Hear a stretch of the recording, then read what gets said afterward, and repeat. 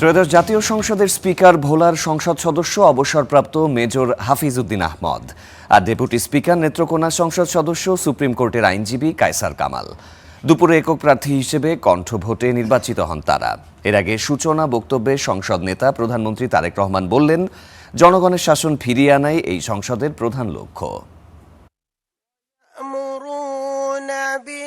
ঠিক এই দিনটির অপেক্ষায় ছিল জাতীয় সংসদ। সেই নীরবতা ভেঙে ক্ষুধিত পাষাণের পরতে পরতে নতুন করে ধ্বনিত হলো সংসদীয় গণতন্ত্রের অভিযাত্রা।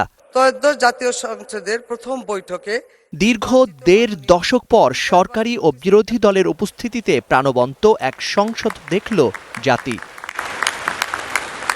অধিবেশনের শুরুতেই সংসদ সভাপতির নাম প্রস্তাব করেন সংসদ নেতা ও প্রধানমন্ত্রী তারেক রহমান। ত্রয়োদশ জাতীয় সংসদে সভাপতিত্ব করার জন্য আজ আমি প্রবীণ রাজনীতিবিদ জনাব ডক্টর খন্দকার মোশাররফ হোসেনের নাম প্রস্তাব করছি। এই অধিবেশন শুরুর মধ্য দিয়ে জনগণের শাসন ও প্রত্যাশিত গণতন্ত্র ফিরেছে বলেও জানান তিনি। দেশনেত্রী মরহুমা বেগম খালেদা জিয়া জনগণের অধিকার প্রতিষ্ঠায় দেশে সংসদীয় গণতন্ত্র প্রতিষ্ঠা করেছিলেন। সেই গণতন্ত্রকে প্রহসনের রূপ দিয়ে জাতীয় সংসদকে হাস্যরসের খোরাকে পরিণত করা হয়েছিল। দেশনেত্রী বেগম খালেদা জিয়া জীবনের শেষ দিন পর্যন্ত লড়াই করেছেন।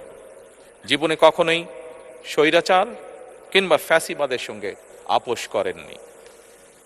দেশে আজ থেকে আবারও সেই কাঙ্ক্ষিত সংসদীয় গণতন্ত্রের যাত্রা শুরু হলো, আলহামদুলিল্লাহ।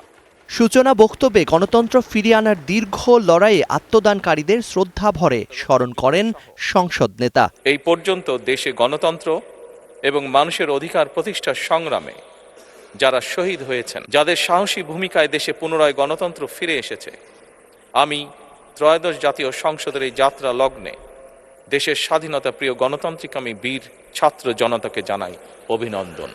পরে ত্রয়োদশ সংসদের স্পিকার অবসরপ্রাপ্ত মেজর হাফিজউদ্দিন আহমদ ও ডেপুটি স্পিকার নির্বাচিত হন কায়সার কামাল।